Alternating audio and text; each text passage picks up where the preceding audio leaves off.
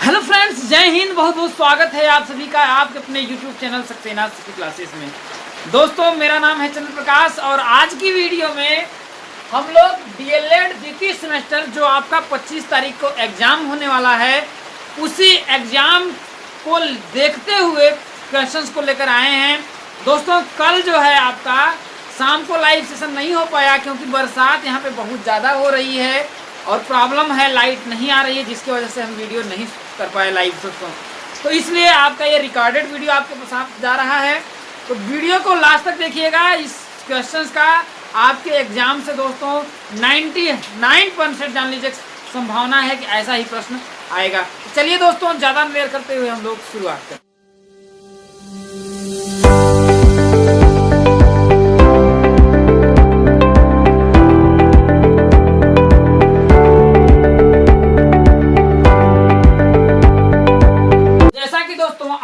आज का पहला जो क्वेश्चन है वो है दोस्तों कि समीकरण 2.8x बराबर 5.4 प्लस x का को हल कीजिए। हल करके आपको इस x का मान ज्ञात करना है। क्या करना है मेरे दोस्तों? x का मान ज्ञात करना है। तो इसको हम लोग कैसे हल करेंगे? देखिए ये 2.8 के साथ चर जुड़ा हुआ है और ये आपका अचर है, तो ये जो x ये जो चर है ना, इसका आगे कुछ नहीं टेक मानेंगे। अब इसको इसके साथ हम लोग करेंगे, ठीक है? तो हो जाएगा देखिए 2.8x। अब इसको आप ला दीजिए इधर, तो लाएंगे तो हो जाएगा देखिए माइनस x या 1x कर सकते हैं, कोई दिक्कत नहीं है। बराबर इधर हो जाएगा 5.4 हो जाएगा। अब देखिए अगर आप चाहें तो 2.8x में से 1x को घटाएंगे तो कितना आएगा? देखिए अगर 2.8x में से 1x को घटाएंगे तो 1.0 हो जाएगा, इसको लिख सकते हैं। अब देखिए 8 में से 0 जाएगा तो आपका 8 आएगा, दशमलव लगा, दशमलव 2 में से 1 जाएगा तो 1.8x बराबर इधर बचेगा आपका 5.4। आपको क्या करना है? x का मान, तो x बराबर हो जाएगा 5.4 अपॉन 1.8। देखिए दोनों एक एक अंक पे दशमलव है तो दशमलव हट जाएगा। अगर नहीं समझ में आ रहा तो 10 का दोनों में क्या कर दीजिए, ऊपर नीचे गुणा कर दीजिए, इसके मान पे कोई प्रभाव नहीं पड़ेगा। तो x बराबर हो जाएगा देखिए 54 अपॉन 18। कितना आएगा? 18 3 54। x बराबर आपका आएगा मेरे दोस्तों 3 आ जाएगा। x का मान क्या आ जाएगा? आपका 3 आ जाएगा। जो दूसरा क्वेश्चन है आपका है कि 56 70 84 क्या है मेरे दोस्तों?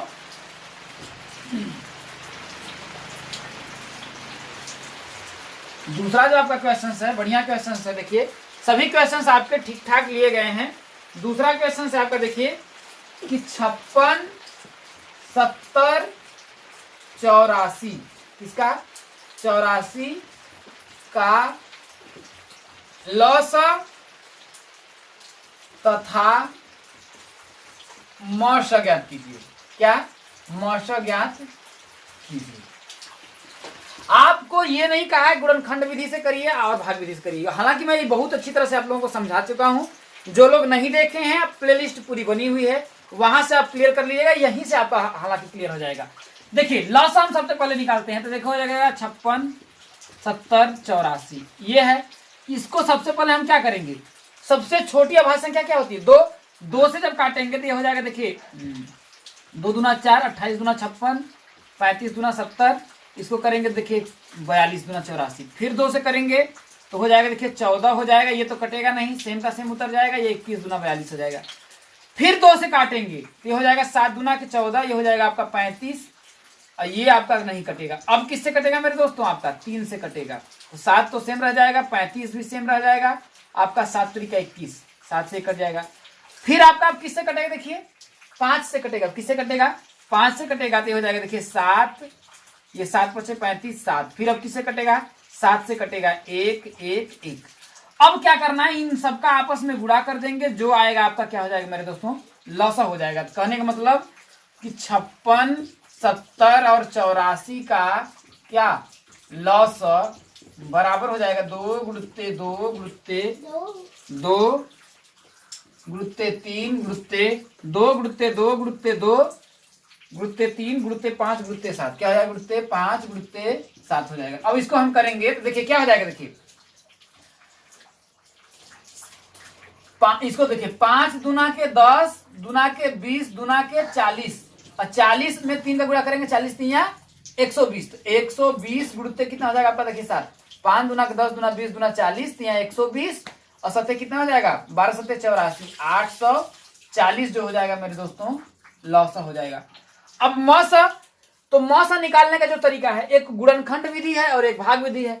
तो सिंपल तरीका हम लोग इसको करते हैं भाग विधि से निकाल लेते हैं। तो देखिए 70 में हम क्या करते हैं दोस्तों 56 से क्या करते हैं भाग दे देते हैं। क्या करते हैं 70 में 56 से भाग दे देते हैं तो हो जाएगा 56 एक कम 56 हो जाएगा। अब इसमें से 10 में से हम 6 घटाएंगे तो कितना होगा आपका 4 आएगा। अब यहाँ पर देखिए 1 कर देते दिया यहाँ पर 10 हुआ। अब यहाँ देखिए 6 हुआ 6 में से 5 गया आपका 1 हो जाएगा। इसको करेंगे तो आपका हो जाएगा 56। तो 14 का पहाड़ा पढ़िए कि 56 हो जाएगा 14 दूनी 28 14 चौके 56 हो जाएगा। तो ये आपका कट जाएगा आपका हो जाएगा 0 से तो ये जो 14 हुआ अभी ये मौसा आपका नहीं आएगा।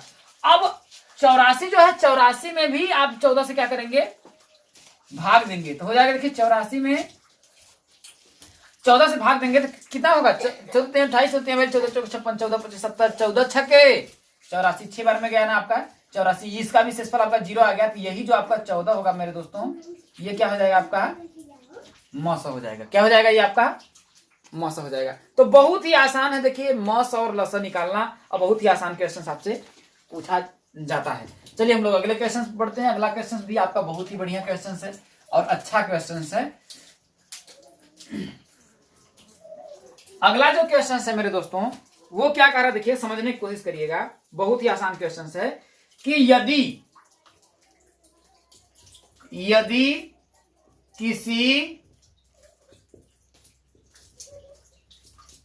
समबाहु त्रिभुज का क्षेत्रफल कह रहा है कि यदि किसी समबाहु त्रिभुज का क्षेत्रफल 400 करड़ी में 3 वर्ग सेंटीमीटर है। क्या है वर्ग सेंटीमीटर है। वर्ग सेंटीमीटर हो तो त्रिभुज की भुजा तथा परिमाप ज्ञात करो। क्या है मेरे दोस्तों यदि किसी समबाहु त्रिभुज का क्षेत्रफल 400 करड़ी में 3 वर्ग सेंटीमीटर है तो त्रिभुज की भुजा तथा परिमाप ज्ञात करो। तो इसको हम लोग सॉल्व करते हैं। देखिए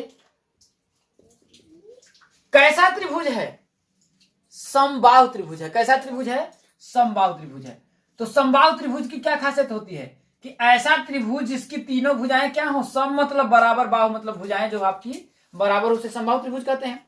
और समबाहु त्रिभुज के क्षेत्रफल का फार्मूला क्या होता है हमने आपको बताया था कि समबाहु त्रिभुज का क्षेत्रफल होता है करड़ी में 3/4 क्या होता है भुजा का स्क्वायर। यही होता है। जब यही होता है तो करड़ी में 3/4 भुजा का स्क्वायर ये जो क्षेत्रफल का फार्मूला है और इसी क्षेत्रफल के बराबर यहां पर दिया है 400 करड़ी में 3 वर्ग मीटर। कितना दिया देखिए बराबर इसी के बराबर आपका दिया है देखिए 400 करड़ी में 3 दिया है। अब देखिए इस करड़ी 3 से ये आपका करड़ी 3 कट जाएगा नहीं कट जाएगा। ये करड़ी 3 से आपका ये करड़ी 3 कट जाएगा। जब इतना कट जाएगा तो आपका बचेगा क्या देखिए यहाँ पर भुजा का स्क्वायर और बटा के क्या है आपका 4 बचेगा। इसके बराबर हो जाएगा देखिए 400 बटा के 1 हो जाएगा। अब हम क्रॉस मल्टीप्लाई कर लेंगे इधर इधर तो हो जाएगा देखिए आपका भुजा का स्क्वायर। क्या हो जाएगा देखिए भुजा का स्क्वायर बराबर इस 400 में जो है आपका इस 4 का गुणा हो जाएगा। 4 का जब गुणा हो जाएगा तो क्या होगा आपका देखिए भुजा का स्क्वायर बराबर हो जाएगा आपका देखिए 1600। कितना हो जाएगा मेरे दोस्तों 1600 हो जाएगा। तो हमें कह रहा था पहले भुजा पहले क्या पूछा था आपका भुजा पूछा था। तो भुजा बराबर अगर हम करेंगे तो आपका हो जाएगा देखिए करड़ी में 1600। क्या हो जाएगा भुजा बराबर क्या हो जाएगा करड़ी में 1600। जब यहां से भुजा निकालेंगे तो इसका वर्गमूल निकालेंगे तो आपका आएगा 40 सेंटीमीटर। कितना आएगा आपका 40 सेंटीमीटर। तो भुजा पूछ लिया। अब कह रहा है परिमाप। तो दोस्तों परिमाप क्या होता है तो त्रिभुज की तीनों भुजाओं का योग। तो अगर ये भुजा अगर 40 है तो समबाहु त्रिभुज है तो ये भी 40 होगी भुजा और ये भी भुजा क्या होगी आपकी 40 होगी। जब 40 होगी तो यहां पर समबाहु त्रिभुज का हम लिख लेंगे समबाहु त्रिभुज का परिमाप बराबर क्या हो जाएगा, 3 गुणित भुजा हो जाएगा। तो बराबर हो जाएगा 3 गुणित भुजा कितना हम लोगों ने निकाला, 40 निकाला, तो हो जाएगा 40, यहाँ कितना हो जाएगा 120 सेंटीमीटर क्या हो जाएगा आपकी समबाहु त्रिभुज का परिमाप हो जाएगा। जो परिमाप होगा आपका 120 सेंटीमीटर हो जाएगा। ये भी आपका प्रश्न ही बहुत ही आसान है और बहुत ही आसानी तरह से कर सकते हैं। पूरे कॉन्सेप्ट को समझते चलिएगा, क्योंकि यहां से इसी टाइप का आपका क्वेश्चन पूछा जाएगा मेरे दोस्तों, और बहुत ही क्वेश्चन आसान आएगा। आप लोगों को घबराना नहीं है, अच्छे से आप लोग करके आएंगे, क्योंकि कहा गया है कि हौसलों के तरकस में कोशिश का वो तीर जिंदा रख, हार जा सब कुछ चाहे इस जिंदगी में, लेकिन फिर से जीतने की वो उम्मीद जिंदा रख। उसी उम्मीद के साथ हम लोग आगे बढ़ेंगे। अगला जो क्वेश्चन है मेरे दोस्तों, बढ़िया क्वेश्चन है, देखिए x y minus z, x y minus z plus y z minus x plus z x minus y, x minus y, इसका मान पूछ रहा है, का मान ज्ञात कीजिए या सरल कीजिए, इसको ये भी पूछ सकता है। ठीक है, तो इसमें ज्यादा फोकस नहीं करना है, ये है बहुत आपका आसान और बहुत ही आसानी से आप इसको सॉल्व कर सकते हैं। देखिए सबसे पहले ब्रैकेट है तो हम ब्रैकेट को खोलेंगे। जब ब्रैकेट को खोलेंगे तो इस एक्स का इस वाई में गुणा होगा तो हो जाएगा, देखिए एक्स वाई, माइनस है यहाँ प्लस, प्लस और माइनस का गुणा माइनस, एक्स का जेड में गुणा हो जाएगा तो आपका हो जाएगा जेड एक्स, जेड एक्स या एक्स जेड भी कर सकते हैं, कोई दिक्कत नहीं है। क्योंकि देखिए 2 गुणित 3 बराबर 6 होता है और 3 गुणित भी 2 बराबर 6 होता है, और इसके मान में कोई फर्क नहीं है। 2 गुणित 3 ये चीजें हम कर सकते हैं, इसको समझ में आपको आ रही होंगी बातें। प्लस है, प्लस वाई का जेड में जब गुणा करेंगे तो क्या होगा आपका मेरे दोस्तों, वाई जेड हो जाएगा। अब माइनस एक्स का वाई में या वाई का एक्स में करेंगे तो हो जाएगा एक्स वाई, क्या हो जाएगा आपका एक्स वाई हो जाएगा। प्लस जेड का एक्स में करेंगे तो क्या हो जाएगा मेरे दोस्तों, जेड एक्स हो जाएगा, क्या हो जाएगा जेड एक्स हो जाएगा। अब माइनस वाई का जेड में करेंगे तो हो जाएगा आपका, देखिए वाई जेड, यही हो जाएगा। अब यहां पर आपको कुछ दिख रहा होगा, देखिए ये प्लस एक्स वाई, ये माइनस एक्स वाई, इससे ये आप आपस में कट गया, घट गया, 0 हो जाएगा। ये माइनस जेड एक्स, ये प्लस जेड एक्स, ये आपस में कटा, ये प्लस वाई जेड, ये माइनस वाई जेड, ये आपस में कटा, मतलब कि आपका क्या आ गया मेरे दोस्तों, 0 आ गया। क्या आया मेरे दोस्तों, 0 आया। तो देखिए है बहुत ही आपका आसान क्वेश्चन है। चलिए हम लोग अगले क्वेश्चन का सॉल्व करते हैं। एक एक चीजें आपको समझ में आ रही होंगी, अच्छे अच्छे क्वेश्चन है, पूरे क्वेश्चन को देखिएगा। वीडियो लंबा हो सकता है मगर अच्छा नंबर पाने के लिए संघर्ष तो करना ही पड़ेगा दोस्तों, इतना तो देखिए आपको पढ़ना ही पड़ेगा जो जो चीज मैं बता रहा हूं। अगला जो आपका क्वेश्चन है मेरे दोस्तों कि एक त्रिभुज का क्षेत्रफल क्या है, कि एक त्रिभुज का क्षेत्रफल 48 वर्ग सेंटीमीटर, कहीं पर वर्ग सेंटीमीटर कहीं पर सेंटीमीटर स्क्वायर दिया रहता है, तो दोनों का मान एक ही होता है। ठीक है, इतना है यदि उसकी ऊंचाई 8 सेंटीमीटर हो, कितना हो मेरे दोस्तों, 8 सेंटीमीटर हो, तो त्रिभुज के आधार की माप ज्ञात कीजिए। क्या कह रहा है, देखिए कि एक त्रिभुज का क्षेत्रफल 48 वर्ग सेंटीमीटर है, ठीक है, उसकी ऊंचाई 8 सेंटीमीटर हो तो त्रिभुज के आधार की माप। यहां पर आपको समझना पड़ेगा कि इसमें आपको क्या करना है। देखिए सिंपल बात, इसमें न कोई समबाहु त्रिभुज बोला है, न विषमबाहु त्रिभुज बोला है, न समद्विबाहु त्रिभुज बोला है। जब सिर्फ त्रिभुज बोले तो सिर्फ त्रिभुज का मतलब वो समकोण त्रिभुज की बात कर रहा है। कौन सा त्रिभुज दोस्तों, समकोण त्रिभुज का बात कर रहा है। और समकोण त्रिभुज का जो क्षेत्रफल होता है, समकोण त्रिभुज का जो क्षेत्रफल होता है दोस्तों, वो होता है 1/2 गुणित आधार गुणित ऊंचाई। क्या होता है दोस्तों, 1/2 गुणित आधार गुणित ऊंचाई, वो समकोण त्रिभुज की बात कर रहा है। अगर कोई त्रिभुज ना बोले तो इसका मतलब समकोण त्रिभुज की बात कर रहा है। अब समकोण त्रिभुज का क्षेत्रफल दिया कितना, देखिए 48 वर्ग सेंटीमीटर हो गया। तो यहां हम लिख देंगे, देखिए 48 दिया है बराबर 1/2 गुणित आधार आपसे पूछा है, आधार पूछा है तो हम आधार को आधार सेम का रहने देंगे, लेकिन आपका ऊंचाई दिया है, कितना दिया है 8 दिया है, कितना दिया है 8। तो इस 2 चौके 8, मतलब कि आधार गुणित 4, इसको इधर लिख देंगे बराबर आपका है 48। अब से आधार पूछा है तो क्या आप आधार नहीं निकाल लेंगे, 48/4 हो जाएगा ना।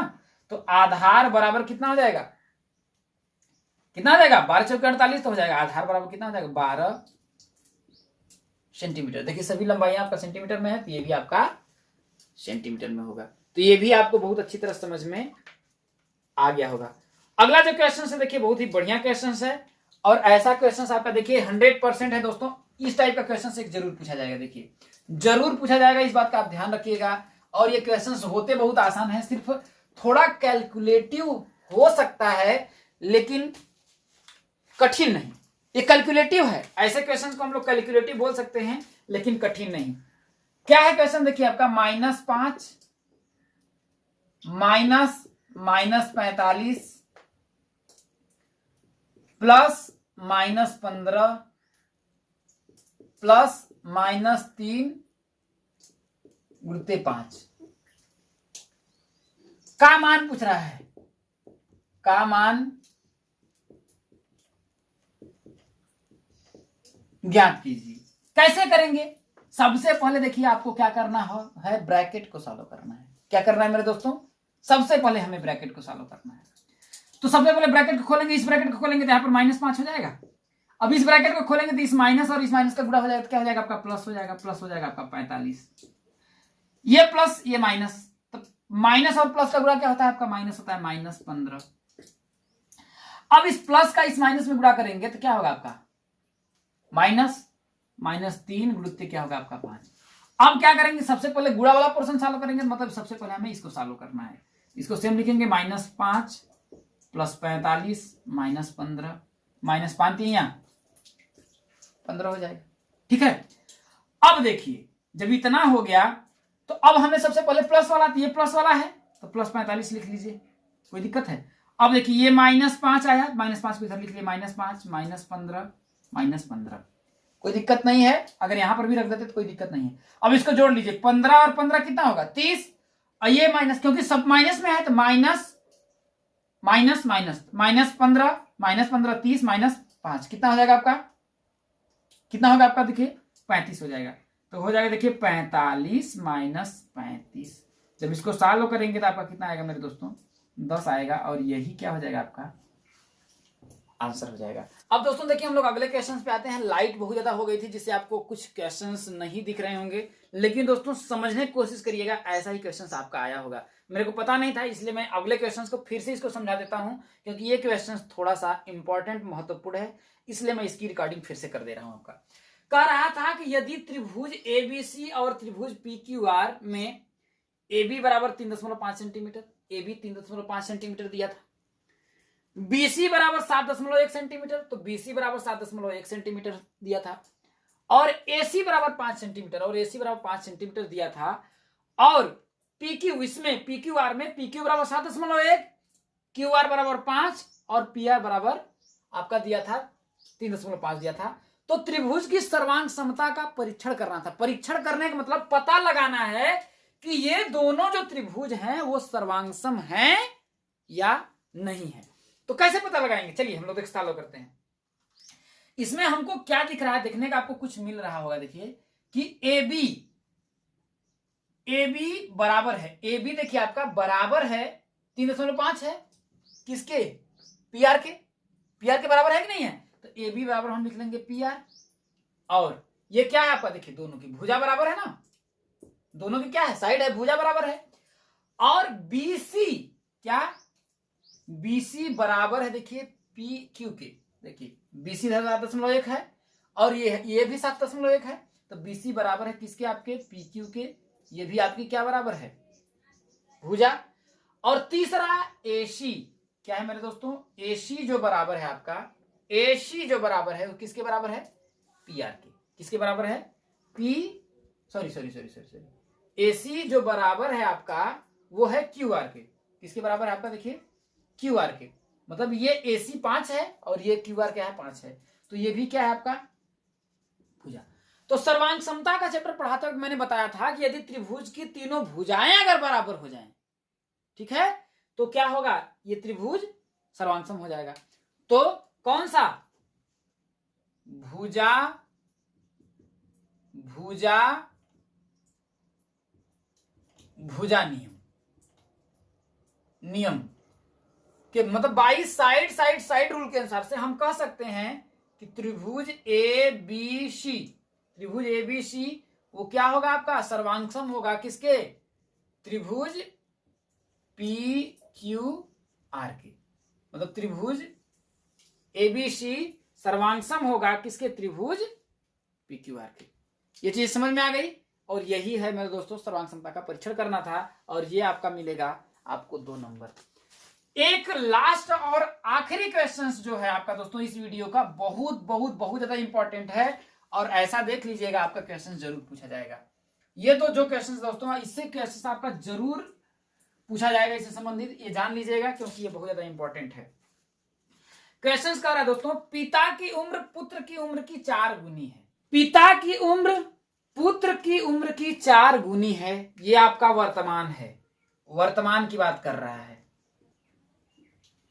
वर्तमान जो है ये पिता हैं, ये आपके सॉरी यहां कर लेते हैं, यहां पिता पुत्र ये वर्तमान है।